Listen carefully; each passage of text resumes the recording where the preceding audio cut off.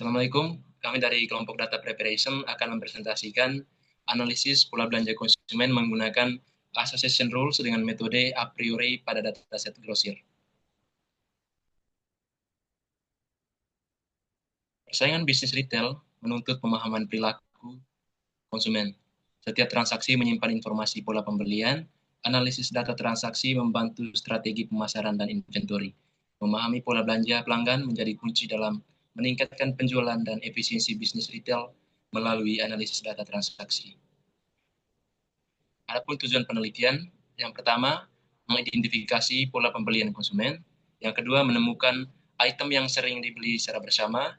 Yang ketiga, menghasilkan aturan asosiasi yang bernilai bisnis. Dan yang keempat, mendukung pengambilan keputusan strategis. Konsep Market Basket Analysis. Market Basket Analysis atau MBA digunakan untuk menganalisis transaksi. Yang kedua, dia bertujuan menemukan kombinasi item yang sering muncul bersama dan umumnya digunakan dalam retail dan e-commerce. Dataset grosir.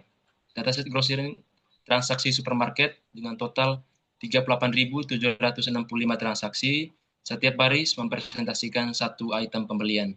Adapun atribut dari dataset ini, yang pertama ada member number atau ID pelanggan, yang kedua date, tanggal transaksi, dan yang ketiga item description atau produk. Reprocessing data. Persiapan data untuk market basket analysis. Untuk melakukan market basket analysis, kita perlu mengelompokkan setiap item yang dibeli dalam satu transaksi. Kita akan membuat daftar item yang dibeli oleh setiap member pada setiap tanggal transaksi.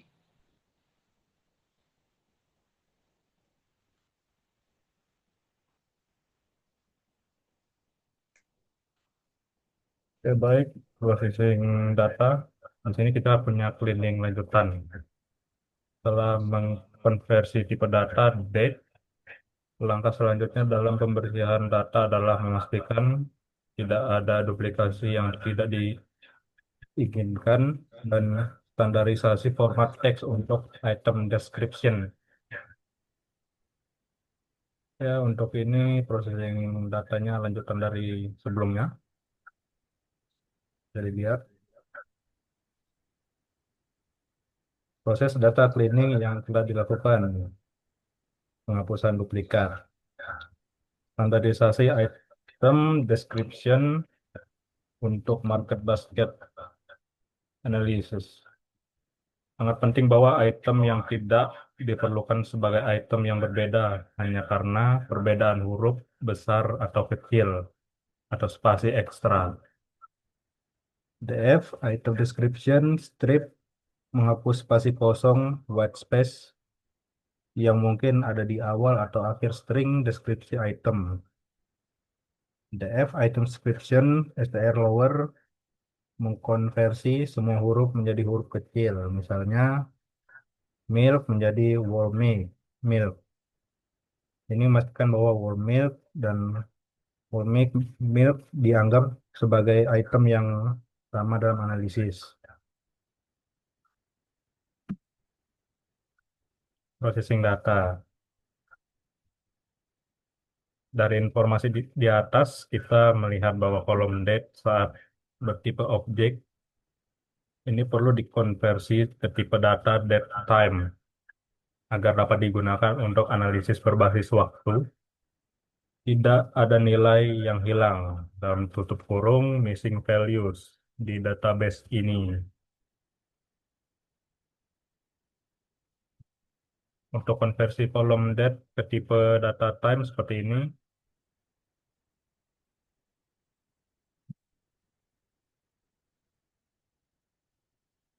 dan selanjutnya association rule mining. Konsep dasar association rule mining. Rule mining adalah teknik yang digunakan untuk menemukan hubungan, asosiasi, atau pola yang menarik antar item dalam kumpulan data yang besar. Ini sering digunakan dalam market basket analysis untuk mengetahui item mana yang sering dibeli bersamaan. Tujuannya adalah untuk mengidentifikasi aturan dalam bentuk if, A, dan B. Dalam tutup kurung menjadi pelanggan pembeli A, maka mereka kemungkinan juga akan membeli B dengan tingkat kepercayaan tertentu.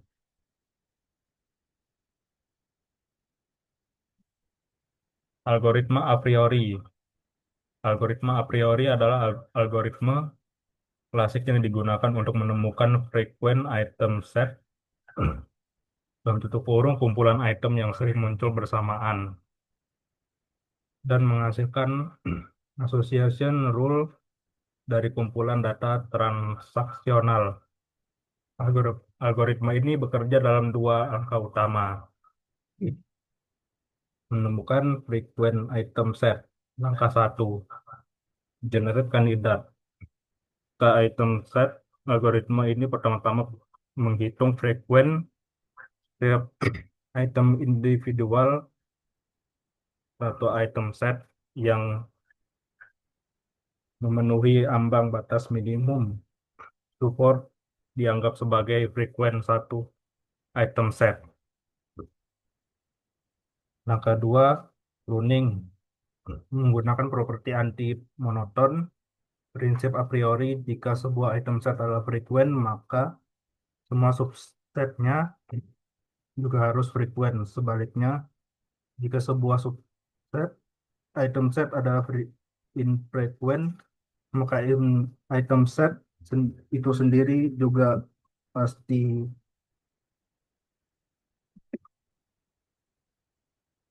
bisa diabaikan. Properti ini sangat efisien karena kemungkinan algoritma untuk memangkas banyak kandidat item set tanpa perlu menghitung frekuensinya.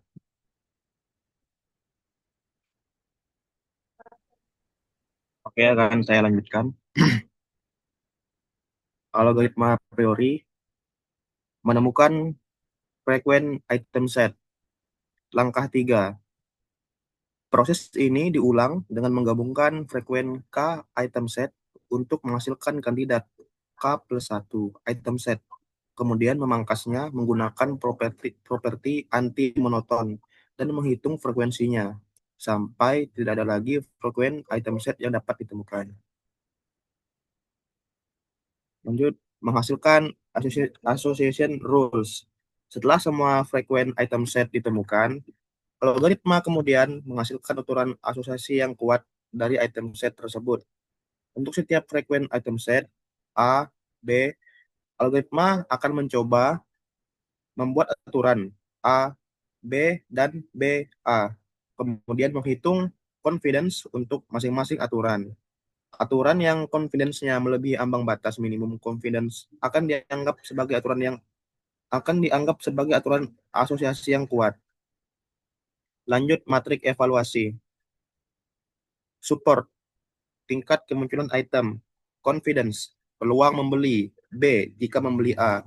Lift, kekuatan hubungan antar item. Makna lift. Lift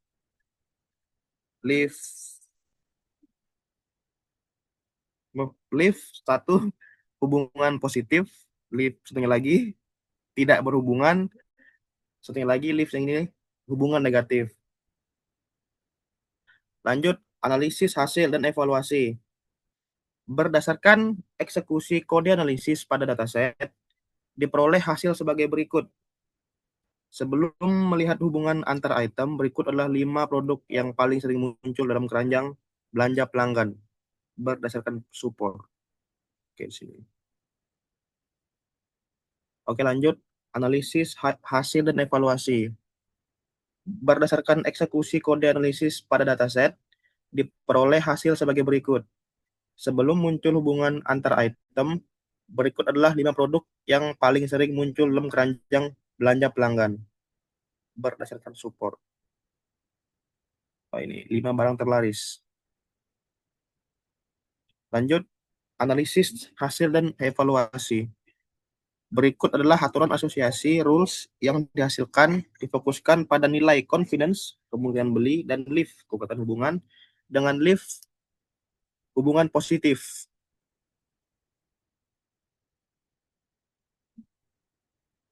Aturan asosiasi.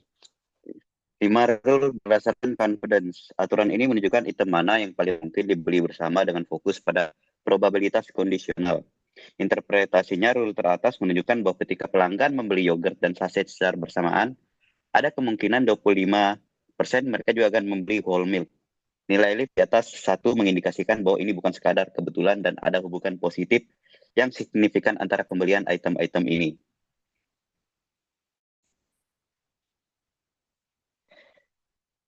Rule berdasarkan lift. Rule ini menyoroti seberapa kuat hubungan unik antara item, mengukur seberapa besar pembelian konsekuen meningkat jika anteseden dibeli di luar ekspektasi acak. Interpretasinya, rule teratas menunjukkan bahwa pembelian saset meningkatkan kemungkinan pembelian yogurt dan whole milk secara bersamaan sebesar 2,18 kali dibandingkan jika pembelian tersebut terjadi secara independen. Ini menunjukkan hubungan yang sangat kuat dan spesifik. Ya, interpretasi scatter plot berikut. Grafik di atas memetakan seluruh aturan asosiasi yang dihasilkan oleh algoritma a priori berdasarkan 3 dimensi utama, yaitu sumbu horizontal X support menunjukkan seberapa sering kombinasi produk tersebut muncul dan transaksi. Makna titik-titik yang berada semakin ke kanan adalah aturan yang melibatkan produk-produk bestseller atau sangat populer. Sebenarnya titik di sebelah kiri adalah kombinasi produk yang jarang dibeli.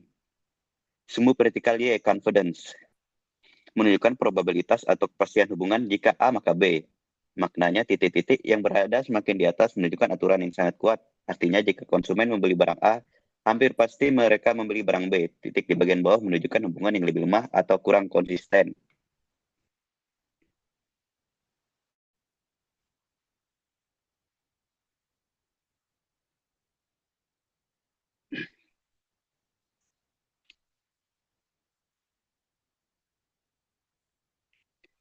Next. Warna titik lift. Warna titik merepresentasikan kekuatan korelasi lift ratio. Maknanya titik dengan warna yang lebih terang memiliki nilai lift yang tinggi. Ini adalah aturan emas yang kita cari karena menunjukkan hubungan unik yang kuat, bukan sekadar kebetulan karena barangnya populer. Jadi kesimpulannya, analisis pola belanja konsumen menggunakan algoritma a priori dan association rules pada dataset ini telah berhasil mengidentifikasi sejumlah poin pembelian yang signifikan. Temuan kunci meliputi dominasi produk dasar, whole milk, other vegetables, rolls or buns, soda, dan yogurt adalah item yang paling sering dibeli. Menunjukkan peran sentral mereka dalam keranjang belanja konsumen. Korelasi kuat beberapa kombinasi item menunjukkan lift yang tinggi, seperti pembelian saset yang sangat terkait dengan pembelian yogurt dan whole milk. Ini mengindikasikan adanya hubungan yang lebih dari sekedar kebetulan. Peluang promosi aturan dengan confidence tinggi seperti yogurt, sausage, whole milk memberikan wawasan langsung untuk strategi penempatan produk. Misalnya menempatkan sosis dan yogurt berdekatan dengan susu atau membuat paket promosi. Ya, sekian dari kelompok kami. Terima kasih.